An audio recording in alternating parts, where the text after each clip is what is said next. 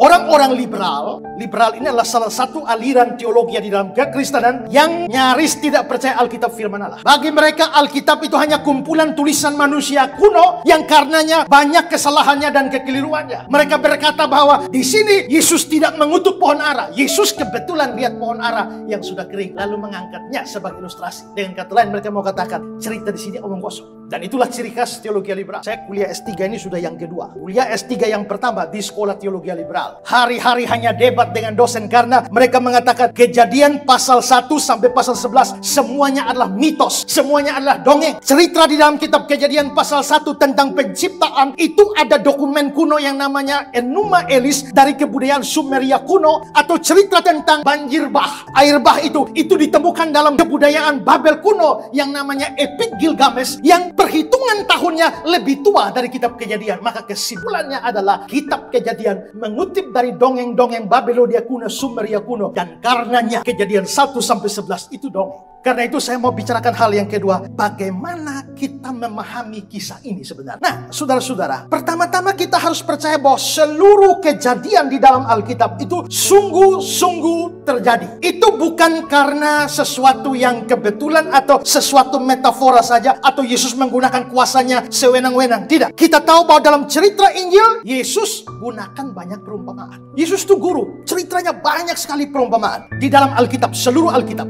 Ada dua jenis perumpamaan. Pertama itu namanya spoken parable. Itu artinya perumpamaan yang diceritakan. Ada seorang dari Yerusalem turun ke Yeriko. Itu perumpamaan, tapi diceritakan.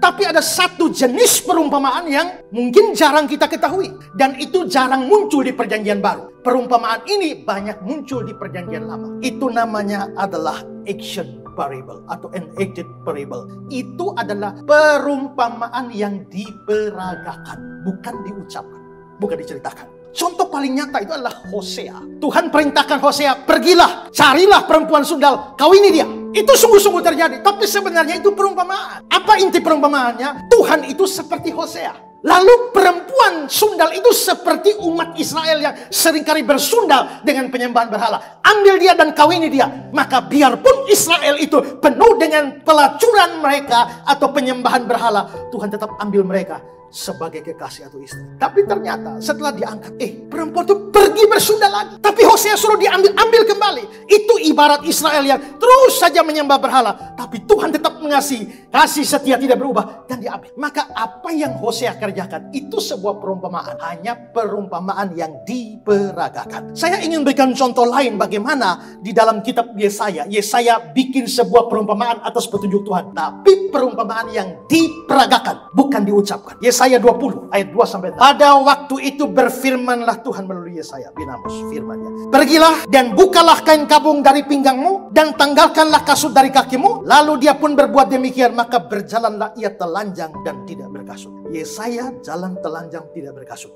Itu dilakukan? Yes. Ada artinya. Artinya apa? Berfirmanlah Tuhan, seperti hambaku Yesaya berjalan telanjang dan tidak berkasut 3 tahun lamanya sebagai tanda dan alamat terhadap Mesir dan terhadap Ethiopia, demikian Raja Asyur akan menggiring orang Mesir sebagai tawanan dan orang Ethiopia sebagai buangan. Tua dan muda, telanjang dan tidak berkasut, dan pantatnya kelihatan, suatu penghinaan bagi Mesir. Maka akan terkejut dan malu karena Ethiopia, pokok pengharapan mereka. Karena Mesir, kebanggaan mereka. Penduduk tanah pesisir akan berkata pada waktu itu, lihat bagaimana nasib orang-orang yang kami harapkan. Kepada siapa kami melarikan diri, minta pertolongan supaya diselamatkan. Dan Raja Asyur, bagaimana mungkin kami terluput? Orang Israel mau diserang oleh Asyur, mereka berlindung pada Mesir. Tuhan kasih tahu, saya jalan telanjang tanpa kasut. Itu perumpamaan untuk menunjukkan bahwa bangsa Mesir yang diandalkan oleh Israel itu satu hari akan digiring dan telanjang ketika Asyur menaklukkan Mesir. Maka itu sebuah perumpamaan. Saya berikan satu contoh lagi dari kitab Yunus. Yang saya kasih warna biru itu perumpamaannya, yang warna merah itu artinya. Yunus 4. Lalu atas penentuan Tuhan tumbuhlah sebatang pohon jarak, melampaui kepala Yunus untuk menaunginya, agar dia terhibur daripada kesalahan hatinya. Yunus sangat bersuka cita karena pohon jarak itu. Tapi keesokan harinya ketika fajar menyingsing, atas penentuan Allah datanglah seekor ulat menggerek pohon jarak itu sehingga layu. Segera sesudah matahari terbit, maka atas penentuan Tuhan Allah bertiuplah angin timur yang panas terik sehingga sinar matahari menyakiti kepala Yunus. Sesuatu yang sungguh-sungguh terjadi. Tapi ini perumpamaan. Apa artinya? Di ayat yang ke-10.